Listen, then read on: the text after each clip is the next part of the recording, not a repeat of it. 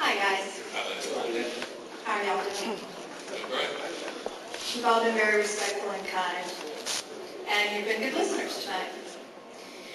But I got to tell you, this guy over here very politely answered my question about ag exemption the other night, but that highest and best use is about the most insulting thing I've heard all night. I'm sorry, that's a very subjective thing. It is not in any of the 2 pages of notes that I have to address you about. But highest and best use, you're talking about a philosophical shift in what is considered the highest and best use of land. And I have heard Commissioner Houghton opine on empty land not, living up to its potential. And there should be something that's producing there, something that's making money. Well, I think you saw 1,000 people in this room tonight who are extremely satisfied with the current best use of the land they occupy.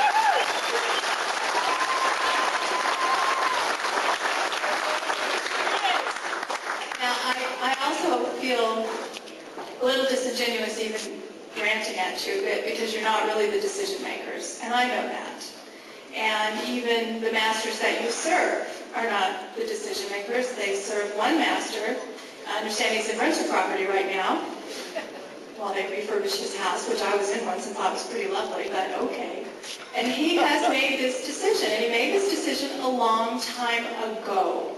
The Crossroads of the Americas plan in 2002, whether you still consider it the guiding document or not, it has been your implementation plan for your request for proposal to the concessionaires. All 97 pages of it with its maps extending into Mexico. It's 1,200 foot wide, multiple vehicle, truck, train, utility corridors. That is the guiding document that your department issued. I have carried a copy around that was given to me by Mike Behrens for 6 years. Nothing has ever replaced it. And you can't just come forward in a spontaneous show of town hall meetings and say, well, it's not, the picture was a bad idea.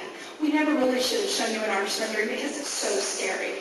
And it's really just a financing tool, and it's not really a road, or really a utility corridor, or, well, it's not going to be all together. It could really be all in different places. And then you show people this map that tells them nothing. And you have reduced it now to just sort of a state of mind, was Rick Williamson, his comment, a financing tool, sort of this esoteric, oh my gosh, we just need money. And I wish Gary Treach was here, because I would ask him how much was the budget for his new building in Houston, his multi-story, very cutting-edge architecture, Houston district building. I don't see massive layoffs at TXDOT evidencing your drastic financial situation. All I see is 5 nice-looking suits who are coming out dutifully accepting the slings and arrows of frustrated, scared, confused people who do not have gas stations they can move 100 feet or typical subdivision houses that they can go replace. They have ag land, and it's special. And you don't just look in the newspaper and find another 100 fertile acres a little bit further over to the other side and start your life over again. You know that.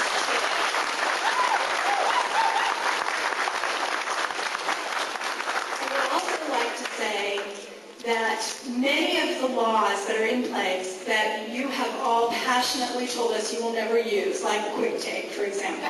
And yes, I know quick take has been around for a long time. I do know that. Phil Russell is correct. I have a friend who worked in the land acquisition for the Hardy Toll Road for TXDOT, and yes, I know it's been around a long time. What's new is the private partner who, under the terms of the contract that you have not executed yet, may require you to utilize all of the tools in your toolbox. And those may be laws that you never exercised before because it would have been political suicide. But you will be able to turn now and say, we're sorry, but that's the contract and that's what we have to do. And I can't believe for a minute, I used to think it would be a question I would come and ask you. Aren't you afraid you're going to get out-lawyered?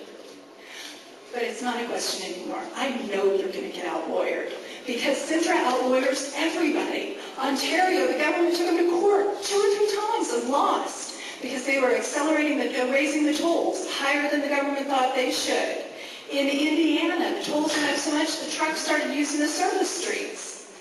Well, okay, that's their privilege.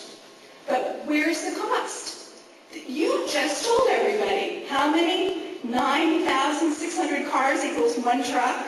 When those trucks are in those communities, somebody's picking up the tab for the damage to the roads. That's a cost to the taxpayer.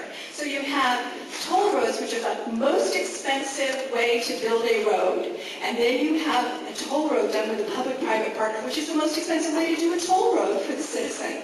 So they pay the toll, they pay the private partner, and then they pay for anything you guys have to cover under the terms of the contract that costs the concessionaire money, if we have to use it for an evacuation. And I'm going to tell you, I evacuated in Rita. And the last place I wanted to be was in a closed corridor. I got off the Katy Freeway as fast as I could. I wanted to be able to be in a neighborhood where there were people and not in a corridor with high fencing where when you run out of water and gasoline, it doesn't matter how much money you have in your pocket, you're very vulnerable in 100-degree heat with no amenities. And that corridor, all of those gasoline trucks and food suppliers are behind you in the traffic, unless you're starting to talk helicopters, and I don't think you have the money for that. So it's not a great evacuation route. But if you suspend the tolls like they did during the Rita evacuation, you don't suspend the tolls. You just make a deal with the private partner under the terms of your contract that you will pay them the tolls. And that's another cost to the taxpayer. So all I can see about these public-private partnerships, and they're just going to build it in segments. They're not going to build the whole thing at once. It's just a series of additional costs that will be passed along to the citizens so that TXDOT can have a bigger budget to do what they want to do.